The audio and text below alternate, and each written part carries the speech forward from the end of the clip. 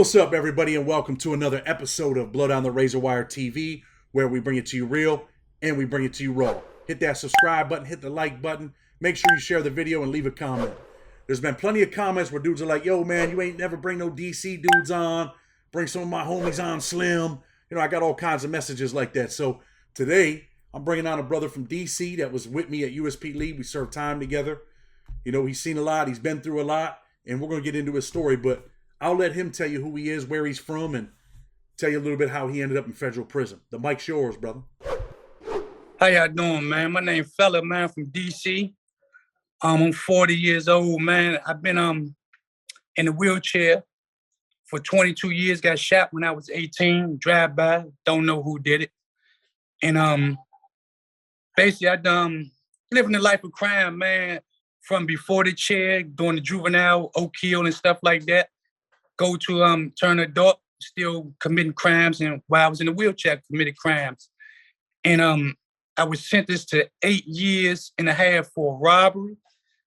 And I had a gun charge from 1999 when I caught the robbery case in 2004 that the prosecutor brought back up and gave me 3.5 years in federal district court for that. So I did 10 years on 11.5 years sentence. And basically, man, I just been trying to get myself in order and not commit no more crimes. I've been out here for 8 years now, and I've been walking the straight path and doing stuff with the youth and stuff for now. But basically, that's what my life been before I've been home since 2014. Tell me a little bit about your upbringing, man. What was it like growing up in Washington, D.C.? Oh, man, the city. I was born in 81, so my father and my mother was on drugs. You know, I watched my father get killed in front of my face, me and my sister walking out of the supermarket. So I seen that. That was tragic. And I had to, I was in this program when I was coming up, this tutoring program. And I did an interview about that on the 700 Club. This was about 88, 89. And I remember it like it was yesterday. And I was only 2, and my father got killed in 83. So, 84, yeah. July 1st, 1984. And I still can see that, and I always seen that in my life. You know, everything I do, every situation I done been in, I done seen that, you know? So basically, that's what it was like growing up. I grew up, my grandmother raised me, taught me morals and principles, you know what I'm saying? So she basically installed in me. I seen a lot of drugs, killing. I grew up in the Central Quarters area, Northwest DC, about 5 blocks from the U.S. Capitol, 10, 12 blocks from the White House. So I'm downtown DC. So it's in a mix of everything, you know. But it wasn't rough financially, like we wasn't rich, but we never wanted for nothing. You know what I'm saying? Me and my sister with my grandma, we never really wanted for nothing. She took care of us. And this was my father's mother. So that's how I really grew up and coming up with my grandmother. So you're growing up like that, but you end up turning to the streets. Why do you turn to the streets? You got a loving grandmother in the house trying to mold you. What draws you to the streets as a young man?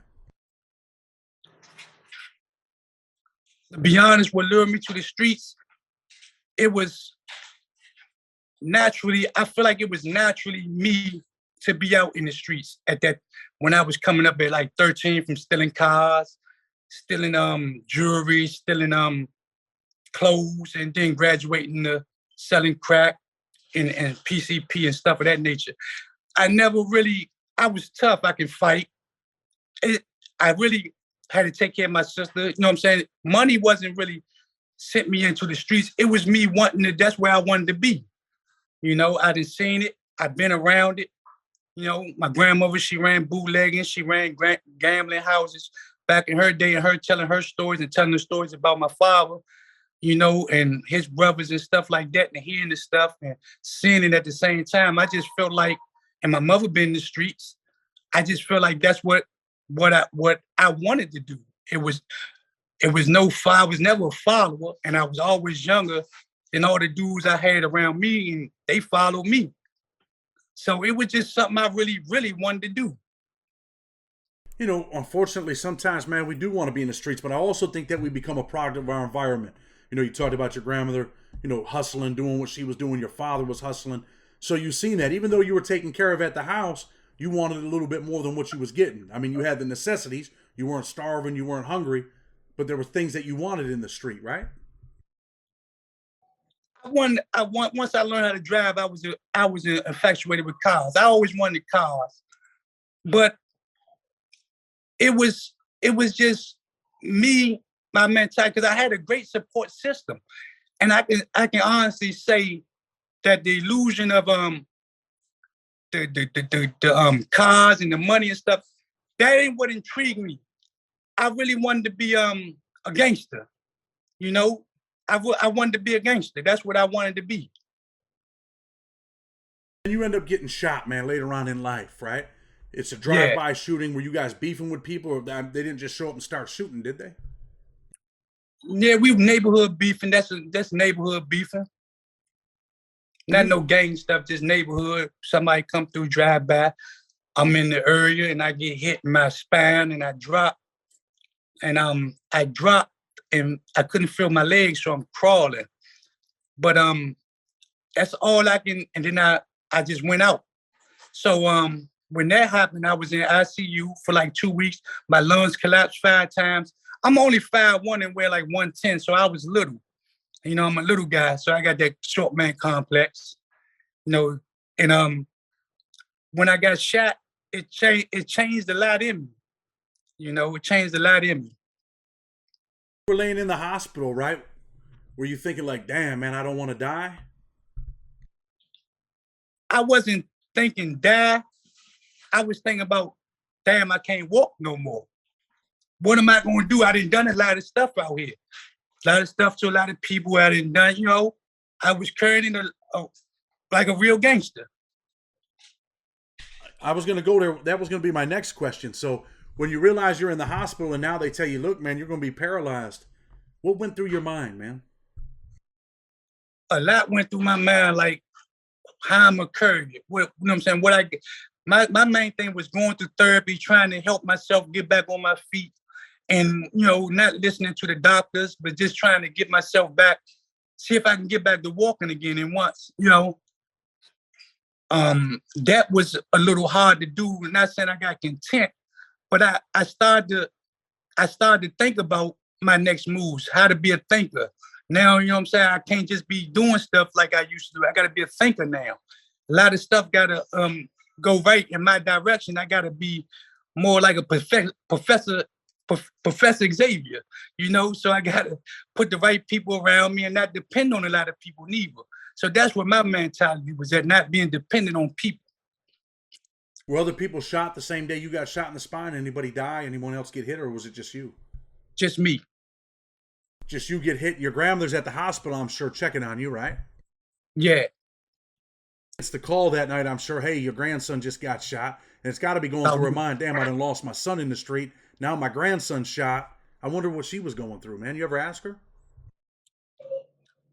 Well, me knowing my grandma, when she raised 3 boys, so this stuff right here, it's nothing really new to her, but I can tell that, you know, she was hurting. She done all my juvenile beers with me, all my adult times. She been the one. It's always been her.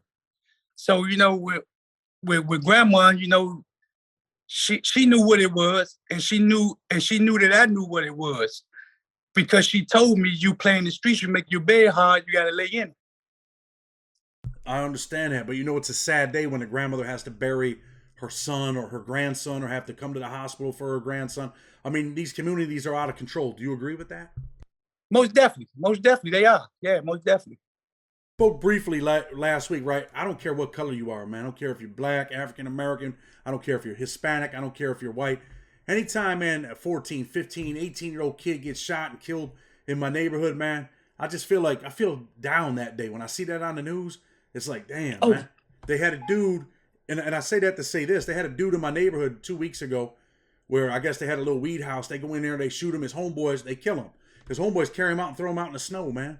And just leave him out there because they don't want him in the house or him tied to the drug house. That's a sad day, isn't it? When an 18-year-old shot and killed. Most definitely. It's always kids, man. It's happening up here in the city now. 13, 11, 10 drive-bys. They just doing it all, man. It's crazy. It's ridiculous. Why do you think they're doing this stuff, man? They crying out for help, but they, you know what I'm saying? And then not only that, these youngsters chasing an illusion. They chasing the people that come before them. They want to be them gangsters that come before. They hearing about them stories. You know, they want to be like they uncles, their cousins, you know what I'm saying? And they got more access to better weapons than them dudes had back then, and they got way better weapons now. So, you know, and all that's coming into play, but I think they chasing the illusion of being better than their predecessors, the one that they come after. That's what I think about me talking to them. It's always something in that mix. That's what I think.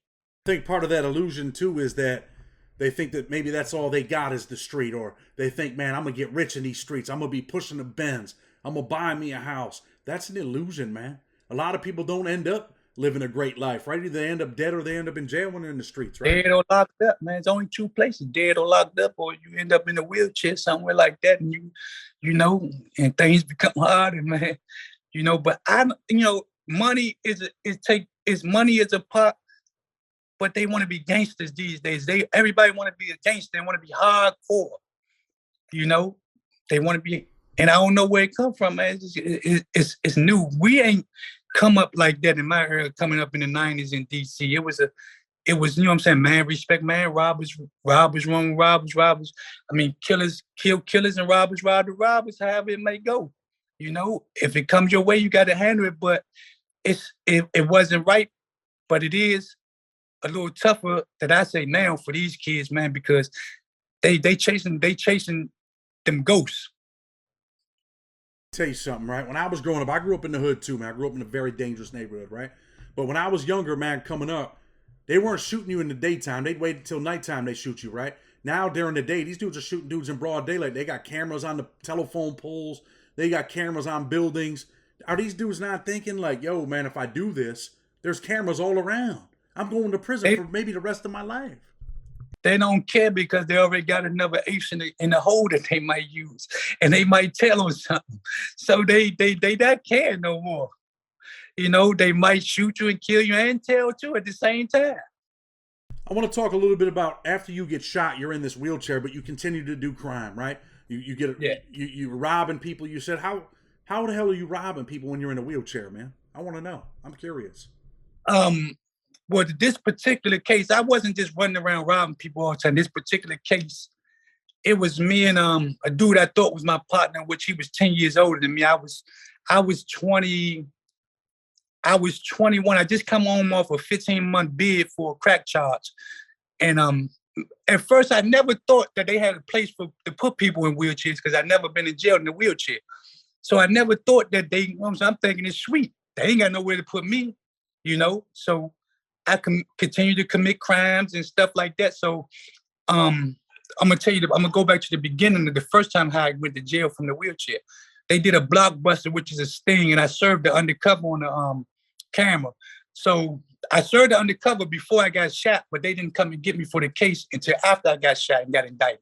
So when I did 15 months for violating my UFAC probation, so I did 15 months. So I come home, I was probably out a month. This case happened December 9th, 2004. So a partner I thought was mine, man, thought was real cool. He was older than me, man. So we just moving around, and I really don't want to give him my weapon.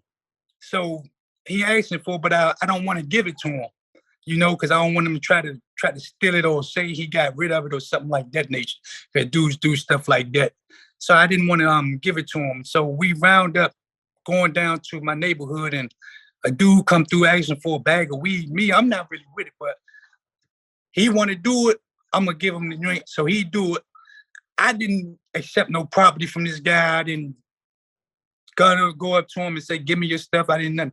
I just gave my partner the drink and told him, I didn't tell him he had already made his mind up to go do it.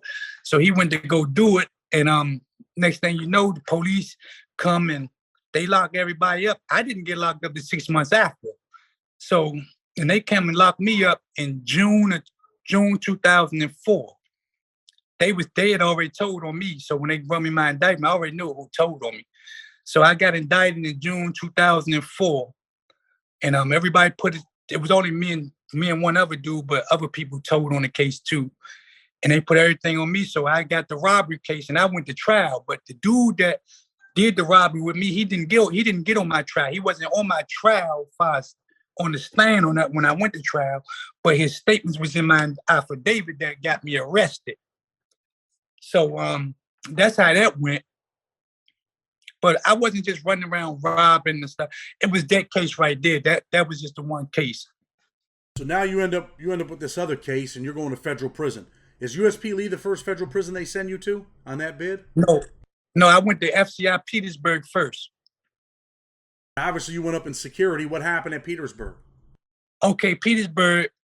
No, that was So at Petersburg, I was going to an outside medical trip to get some therapy, which I didn't know at the time. But I had my knife under my seat cushion in my wheelchair. So when I'm going up there to lieutenant office, they say, okay, you gotta go. I'm thinking I'm going to take a urine. Whole time they going to take me to therapy. So when they get me up there, I say, man, can I go to the bathroom so I can take my I wanted to take my knife back to put it up. Once I found out, but they wouldn't let me go. So I said, let me use the bathroom. So the police went in the bathroom with me. He wouldn't let me out of sight. So I get all the way to the therapist's office in Petersburg, Virginia. And the guy remember, damn, I ain't check his chair. I ain't check. So they pulled the cushion up out the chair. The knife sitting right there. You're in a wheelchair, but you're carrying a knife in prison, right? Do you feel like, yeah. Being in a wheelchair, are you going to be able to use that knife if you have to? Most definitely, I'm going to use that knife. So you end up now they shoot you to USP Lee. You pull up in a maximum security prison for having that knife on you. What are you thinking when you pull up to the penitentiary, man? I already knew I had a rack of dudes up there that I knew. So I wasn't, I was more worried about racial stuff going. I ain't gonna lie, worried about more racial. And when you thinking about that, you got to be careful. Because I'm in a wheelchair, so I got to be extra careful. I got to have. They gonna make sure it's extra secure for me, the people that know me from the streets. So I know I got dudes from the streets that I know, and I know how these it's different. It's way different than the FCI, but man respect man. So I know that in the penitentiary, it's more racial, and dudes once it pop off, it can pop off. The tension could be in the air and they just go. So I was little nervous first going there, knowing that I'm in the condition that I am and trying to figure a way to protect myself with more aggressive people. I'm going to a more aggressive environment. When you get there, you got homies there like Love and Mia Mai and Lil Jihad. So as soon as you get there, the DC dudes embrace you immediately, right? Off the top. Yeah, off the top. Because I know a lot of people. I know a lot of people from the city. I've done a lot of time in juvenile with guys, and some in dark from the streets. So yeah, and that's how it is. I know you're there. Were you there when the DC dudes had that thing going on with the Midwest dudes, or did you come after that? I was there when they got into it with the GDs and the Vice Lords. You out on the yard that day? I wasn't on the yard. I was in the unit secure. They had me in a unit. So did the DC dudes know that shit was about to pop off and tell you, yo, fall back? It was already tension in the air. So, the people that I knew, they let me know, man, be cool, be careful. Stick around by the homies right here so they can make sure you all right. So that's how basically it was at that point with that incident. In incidents like that, man, you got to at least be a little bit nervous, right? Oh, yeah, you got to be, If a dude say he not really nervous, man, he probably lying because you never know what's going to happen in those situations. You got to be careful, especially me. I'm the only dude in a wheelchair on that compound. So, me, they going to be extra cautious with me. And I'm going to be extra cautious myself and try to protect myself at the same time. And, in the federal prison system, though, man, anything can happen. And you were there. It was in your court when Chinese Eddie stabbed me in the back. You remember that? Yeah, I remember that. You could get hit from behind. You don't even know. You know what I mean? Don't know. Yeah. I definitely did not expect him to stab me that day, but he stabbed me. But it's all good. I'm still here. You know what I mean? Yeah. Let's talk a little bit about Lair Dog, man, because I did a video about Lair Dog. I talked about him the other day. Yeah. He kills dude out there, in our courtyard or whatever. But they had sent him up top. He comes out with a knife, and he did what he felt he had to do. Them dudes were trying to send him back up top, right? Yeah. And I know you were in the shoe with him, man. What was he like when you were talking to him in the shoe? Was he sad? Was he like, damn, bro? Lil Dog wasn't down. He was more of his shock. You know, how the situation unfolded, because I don't think he really wanted to do that. He just didn't want to, you know what I'm saying? He wanted to protect himself. You know, so I kick it with him. We trade books and stuff back and forth. We trade books and stuff back and forth. We talked about where he was from, because he told me he was from Cali, but he moved and stuff down in Chattanooga and run the set down there. You know, we was talking about dressing, how fly we can get. You know, we was debating about that, who was the flies, wearing what type of shoes they just wear. No, we was just kicking the bobo, man, and rapping and listening to music, because we switched sales back and forth, because I couldn't have a celly, and I don't think they gave him, he couldn't have a celly neither. So we'd go back there, switch us back and forth on that tier. And, you know what I'm saying, we got real cool, man. He knew my name, I knew his name, and we wasn't just, you know what I'm saying, we was kicking it back there for about a year. When you're stuck back here in a hole so long and you're switching cells, you're like, hey, man, you get to know each other. That's the dude you're talking to. And for real, he wasn't a bad dude either, bro, for real. Nah, he was cool, man. He was cool. He was a cool guy. He was a cool guy. And that's what I want these young folks to understand, these young men, right? You can go to prison, man, and end up having to kill someone and not even want to kill him. Because Lair Dog didn't want to kill that dude. He wanted to stab the dude, maybe go back to the hole with a shot so he can get transferred and be like, yo, I ain't leave on no sucker shit when he gets to the next prison. And unfortunately, he ends up killing dude, right? Exactly, yeah. I'm going to give you another story, man, because I know you were there. Your homeboy Antonio. Remember Antonio? Antonio. Killed the Virginia dude at the poker table, man. Yeah, I remember that happened. Yeah. The dude was faking, pretended he had a knife, and Antonio really had a knife, jumped up and stabbed him, and dude was like, yo, don't kill me. And Antonio was like, you know what? It's too late. The dude was drinking, right? He was drunk. Yeah. That's them. He was drunk. Yeah. And the dude was talking shit. The Virginia dude was talking shit to Antonio. And Antonio was like, yo, man, be easy. And then the dude was like, man, I put that knife in you. And he didn't have a knife. Antonio had a knife and ended up killing him. And I believe Antonio started out with 7 or 8 years, caught another bid for selling heroin to someone in prison. They overdosed. He got 20 years. And then he ends up killing that dude. And I think he ends up with life. Yeah, I remember that. Yeah, I remember that. So let's talk a little bit about being in a wheelchair and being in a maximum security prison. The staff and everything treated you real good, right? Took care of you? At Petersburg, they took care of me. When I got to Lee County, it's a level 1. So basically, really, I wasn't really supposed to be there, because I got medical needs that they really couldn't fulfill, that they had to go out their way to fulfill. You know, so they tried their best. They tried their best to do what they can do, but I got sick in Lee County. And far as getting my medical supplies and stuff, it was hard, and I had to go through a whole lot. See, in Lee County, man, they was doing a lot of that perverted stuff up there, man, at that medical line. So that stuff right there, man, got in the way of how to, you know what I'm saying? They thinking everybody on that stuff, and everybody not on that type of stuff, man. And it got hard for me to keep, you know what I'm saying, I move a little slower when I don't have nobody pushing me. And they, you know what I'm saying, they got the plan, and you can't go here this time, you can't do this at that time. And things got a little rough with that and stuff, man, as far as getting my medical supplies. But at Lee County, only thing they had for me there was a wheelchair accessible cell. Other than that, I shouldn't even been there, because they didn't fulfill none of my medical needs. Didn't they? Do you remember Gerald, the tall, skinny CO? Always starting shit with everybody? Always screaming. He was the one bothering me all the time in the shoe. He was one of the worst. I remember he pointed a gun at me out there on the yard one time. Just a nasty, nasty dude. Worst of the worst. Yeah, he was I never experienced racism until I got to Lee County. Never. Didn't they tip you over in the shack or something? Why'd they tip you over?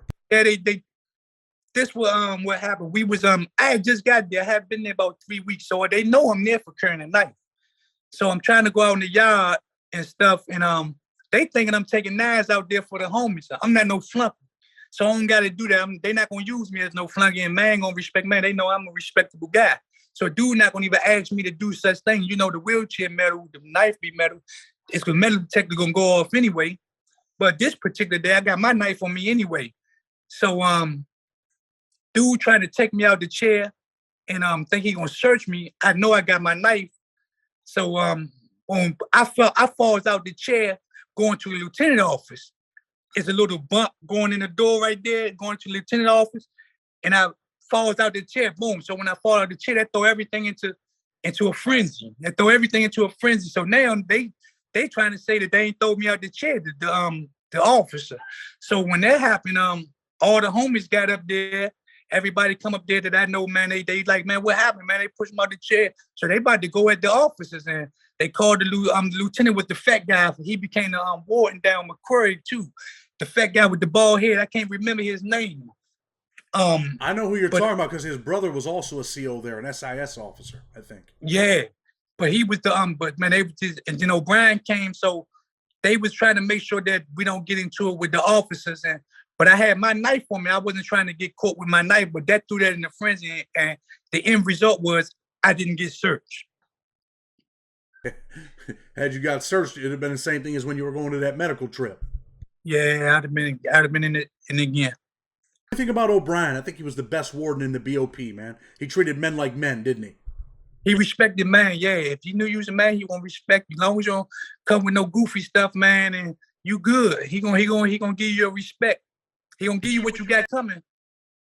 A lot of these wardens now should learn from him, man. He treated men like men. If you had something coming, you got it. If you didn't get it. But that dude would walk out on the yard by himself. I used to sell sodas. Hey, but let me get a soda. He'd take a soda from me, pop it, and drink it. He knew how to run a prison, man. These people now, a lot of them don't know how to run a prison, do they? Exactly, yeah. He one of the best that I've been around for when I did my 10 years. Yeah. Captain Wilson, man. That's it. Captain Wilson was all right, man. Yeah, that's the one I was talking about. That was Captain Wilson. He became the warden down that at McQuarrie in 2012 or something like that. He knew how to treat people. He treated men like men. Yeah, he another one because he get that from O'Brien. Being up under O'Brien, O'Brien gonna show the respect. Gonna treat you like you're supposed. Gonna give you what you got coming. He ain't really no butthole, but he cool. Let's talk about this because a lot of people make comments, right? Whenever you talk about dudes that probably never been to federal prison, right? They make comments about DC dudes are booty bandits. They're this, they're that. A lot of derogatory comments at times, right? Why do DC dudes have such a bad rep like that, bro? Because they do it out in the open. They don't hide it. That's why they get that bad rep. They not hiding. A lot of them dudes from out of town, they hiding. You know that. They be sneaky with it. DC dudes is out in the open, and you gonna see them dudes mess with them punks, and that's what it is. Also, let me make this clear on the video too, man. There's probably more DC dudes that don't do that type of shit than that do, but yet you guys got this rep. Because that's what these dudes see. That's another way of getting out on a guy to say something bad about him without giving them their real respect like they supposed to. Because you've been around DC dudes. One thing we trying to do in prison is get some money. We don't care nothing about dudes, what they do now. We just trying to get some money. That's all we try to do. That other stuff, man, the dudes be talking about, we don't really want no violence. We want to live comfortable. And most people, we want to live comfortable in them prisons because most of them got a lot of time, and that's what dudes used to, just trying to live comfortable. They ain't trying to do nothing else. Let me ask you this, right? Because a lot of times it's unsaid. But if something happens, I mean, you guys got the numbers, man, plain and simple. But it seems like everybody from DC, I don't give a hell who you are, every DC dude is on go time if something happens with the homies, right? Pretty much? 95%? Most of the time, yeah. Unless, of course, you were Tory. Tory was in my unit and C unit. Do you remember Tory? Yeah. When you guys were beefing with the blood dudes over that dice game or whatever outside, and I remember he was in my unit, man. He didn't come outside. And Loving Them had a real serious problem with him. I think they ended up coming in my unit and something happened with him. But I heard Tory died. But most of the time, I want people to know that DC dudes, you do have a lot of the numbers. And most of the dudes, like if something happens to you, dudes are going to make something happen, right? Most definitely, yeah, most definitely, because they know the person I was before the chair, and they know the person I am in the chair. Good dude, man. That's what it's all about. Respecting. I'm a respectable guy. I ain't no rat. I ain't told on nobody. I ain't done no foul stuff. I don't mess with no punks. I'm respectable. No doubt. Even with DC dudes, like you said, they tipped you over. The DC dudes responded like, "Yo, what's up?" Even with the police, they were ready to go, right? Yeah. You have some serious dudes in there. Dudes like Love's a serious dude. I think I heard, I don't know if it's true, but Tim Tim was my celly, little white Tim Tim from DC. And Yeah. I heard that Love, he might have, killed someone, a Crip dude or something years ago in Atwater. That dude was a serious dude, right? Yeah, a lot of them dudes were serious, man. A lot of them, they've been through that. They've been through that gladiator school a lot, and so I ain't get to go through there or nothing like that. But they've been down there. Them dudes been in, man. They've been around a lot of different dudes. They respect dudes from all over, man. I don't care where you from. It's if you a man, they gonna respect you. The dudes don't just mess with dudes from DC. They mess with dudes from New York, New Jersey, wherever the men at. That's who they kick it with, man, and that's who they respect. You know what I'm saying? That's how it goes. We ain't set tripping on nothing like that. We respect man. Respect man. That's it and that's all. So, as far as the bad rep goes about DC dudes being booty banned, it's like you said, there's a lot of dudes that do it that are hiding, but the DC dudes that do it, they're just out in the open. They're not embarrassed about it. They're just like, this is what I am, right? Yeah, that's what, and you know who them dudes are. So you know who them dudes are, that's their business. They got to do their time. That ain't none of my business. Other DC dudes, man, that are respectable look down on them dudes, though, kind of like, damn, bro, you got to be doing this shit out in the open. It depends on who they probably look down on them in private, like, but they, what I'm saying, they ain't gonna tell them to stop doing what they doing because that's their business. Of course they gonna look down on, man, but they not gonna do nothing to them, or they gonna just gonna let them do what they do. That's their time. They gotta do. That ain't mine. So I don't really. That's them. Long as it ain't me personally. I don't worry about what them other dudes do, man, because I know I don't do it, and I'm gonna stay away from what they doing, and stay away from them at the same time. But they still could be cool. But we ain't got too much to converse about because we ain't on the same thing. We don't have the same morals and principles. Yeah, so I mean, if them dudes are on ass and you're not, then you steer clear of them dudes, kind of. They're clear of them. And see, the white car operates different. You've been in prison a long time. If we had a white dude that was in there doing that shit, man, like, we don't allow that shit. You know what I mean? Like, we stop it. And I'm not, trying to belittle the DC car or anything like that. But, certain people operate differently. Like you said, that's their business. But, the white car and like the Serranos and them dudes ain't going for that. They're gonna handle their business, and they're not letting dudes like that stick around. You know what I mean?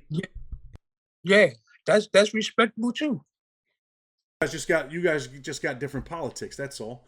But listen, on to a different subject. You were in that first court. I don't know what housing I was in C unit. Do you remember when the North Carolina dudes got into it with the Virginia dudes? And the dude, it might have been in your unit. It was one of them bottom units where the dude stabbed his celly in the face. And then we had that mini riot with the North Carolina dudes against the Virginia dudes in the kitchen and in the yard. Do you remember that? I'm not for sure about that one. The only one I remember when the New York dude shot, he cut my celly with a razor. My celly name was Cheryl from North Carolina. Shy was a big, tall black dude. He's from New York. I don't remember. I think I could have. I don't remember per se that what you're talking about, but it could. I know it probably happened. I just don't remember when it happened. When that happened, what you're talking about? What year was that? I want to say it was in 2009, man. It might have been after you left. Yeah, I left. I was in the shoe for. That happened in 2009. I remember when they came in the shoe, that ride, they came in the shoe. I was in the shoe in 2009. I went in the shoe of May of 2009, and I left May of 2010.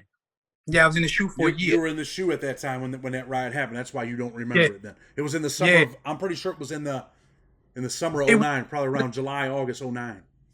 Yeah. Can you get my charger for me? So now, let me ask you this, because you were in USP Lee, and I told people it was an all right prison, but there was violence there. It could, if you were looking for it, they had it for you there. You understand what I mean when I say that? Yeah, most definitely. What's some of the worst things you ever seen in federal prison, man? The worst thing I seen myself was that razor going against my celly, going on my celly jaw.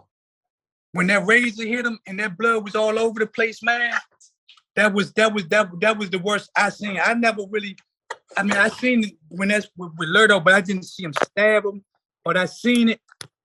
But I seen when my celly got hit with that razor, and the blood split the whole room and his whole cheek. It was a flap. That's the worst I didn't seen. That razor hit my celly. And that was in 2000 and late 2007, early 2008, one of those. What'd your celly do when he got hit with that razor? Was he screaming? Was he yelling? Was he fighting back? Nah, he ain't scream. This is a crazy story, man. So I'm gonna give you the story from the beginning. The dude from New York owed my celly some money. He owed another dude some money, but the dude left. But the dude in my celly shared the store. So he didn't want to pay the bill because the dude had left. He gone, so the bill gone. So I go in my cell to use the bathroom, and my celly in there. So I'm in there. So once I go in, the New York dude come in behind. I've been in there about a minute, 2 minutes or so. But my celly was in there when he gonna take me a piss. Excuse my language, but take a yawn. And when I was in there, I had my back turned. My celly was talking to him at the door. So ain't no curtain go up, nothing. So he hit my celly with the razor when he came in the room. And when he hit him with the razor, my celly didn't scream, he didn't do nothing. But the dude left right back out when he hit him with the razor. So my celly tried to, this was about right before lockdown. It's like 8 o'clock, 8:30, something like that. So my celly, he trying to stay in there, trying to think they gonna stop bleeding. So we get in there, so they lock us down. So we got to make up a story. So this is the story we make up, that he fell off the top bunk and cut himself on the metal part of my wheelchair.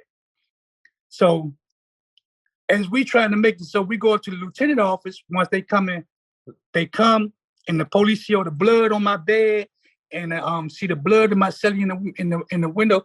They open the door. They open the door about 12, 1 o'clock at night when they come back around. Because he's still trying to stop the blood. I'm like, man, you ain't gonna be able to stop that blood. You gotta get up out of here. You can't die in here on me like that, man. So I'm like, man, you gotta get up out of here. We're gonna tell them that you fell off the top bunk and that you cut your face on my wheelchair. So we tried to do that, but they ain't go for it. They boom, by bang, they rewind the camera. But my celly stayed in the shoe. When I went up to the lieutenant office, I came out the next morning, but my homies was more concerned about why the dude do that while I was up in there. And that almost triggered some stuff off, but they end up sending him, the New York car ended up sending Shao up top because it was like disrespect to me that he would do that while I'm in there. You know what I'm saying? Like, that's how they felt. That's how my homies felt. So he didn't even get no get back or nothing, man. He didn't. There was no time. Nah, to my fight back. celly ain't get no good back. Nah. Blood everywhere. Blood was everywhere, man. I ain't never seen nothing like that. Now blood everywhere all over the room. As soon as he hit him with that razor. So, do you want to talk a little bit about the medical there? Do you think? Do you want to shed some light? The medical files, BOP. It was good at first when St. Down Petersburg, but I got sick in Lee County because I went to the SHU in Lee County for narcotics. And when I was in the SHU, drinking that water and stuff, you got to drink the water out the faucet. So I got real sick from drinking that water, and they had to ship me to Macquarie where I had to go get surgery and stuff. So I had they did surgery there, but as far as the medical at Lee County, I'm gonna say that was the worst because of the level care level 1. But the medical at the I'm gonna say Macquarie and then Terry Hutt was a little better. They bought me a new wheelchair. They took care of me once I got to those care level 3s and stuff like that. It got better. The BOP will send you somewhere and just let you die, won't they? Yeah, they will. They will. They waiting for you to die. They don't even care. Do you feel like the people that work in them places don't have no compassion, no remorse for people? Nah, the medical staff don't care nothing about you for real. They just doing. They're gonna do the bare minimum for you, so you won't be able to put that paperwork on them. No doubt. So look, you've been out of jail 8 years, man. Hey, I salute you for that, man. Nothing but respect, man, for you being out here. What are you doing with your life? Are you a family man now? Do you have any kids? Are you married? I want to know what you're doing with your life. Man, I'm a family man. I got 2 kids. I got 2 grandkids. I'm 40, man. I talk to the youth for just volunteering at the juvenile places, man. And I'm just living family life, man. Go on trips with the family, man, and taking care of the grandkids and the kids.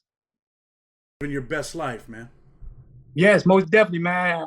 And the crazy thing, man, I ain't been out this long in my life, man, since I've been getting locked up to the age of 10, man. So this been the greatest time of my life, man, and not wanting to go back into those environments, man, because that ain't for no man like me, man. It's for animals, man. And a lot of people need to know that, man. That jail, man, we ain't glorifying it, but we letting the people know, man, that ain't no place for the youth, man. No place for nobody, to be honest. You know, I could tell you, say, hey, man, give a message to kids, because I want all kids to get your message. But in particular, man, I want these little young African-American kids, man, these young black kids, man, in D.C., right? And I've been around a lot of D.C. dudes. I'm good D.C. dudes. I've been around some bad D.C. dudes. But there's some young kid right now, man, in D.C., right? He's living that street life. He might be 15 years old right now, man. He might be doing the same shit you were doing. And you know what? 2-3 years from now, he could be shot in the back and sitting in a wheelchair. I don't want that to happen to him, man. And I know you don't. So I want you to give a message to that 15-year-old African-American kid, man, who doesn't have a father, whose father got killed when he was 3 or 4 years old, man. He's out there in the street right now. I want you to give him a message, man.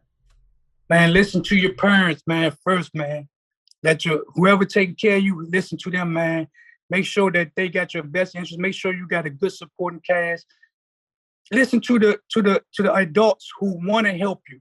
Get their help. Allow that help to come to you. Don't allow it to be, oh, just because somebody gives you some money, you want to come. Man, just try to go in that straight path. Get your education, man. Education is the key. You got to have an education, man, because without that, you're going to end up in two places, jail or dead. And I believe that if you got the right people around you and you accept them talking to you and giving you what's right, you'll be able to make it, man. Don't get caught up in the illusion of the streets, because the streets ain't nothing but an illusion. It's fake money out here. It's fake everything, man. If you get your education, you're still gonna be cool. You still can do what you want, man. You can play ball. You can be smart. That's what we really wanted to do. We took the easy way out by being gangsters. That was easy. That way, man, that's the best way to get that education, man, and go to school. And that's all I can say, man. That education. That's more important than anything, man. You thought it was the easy way out until you ended up in a wheelchair, right? Yeah, until I ended up in the wheelchair, man. Until I ended up doing that time in the wheelchair. That was hard. Because you don't just I'm not just doing the time, my whole family doing that time.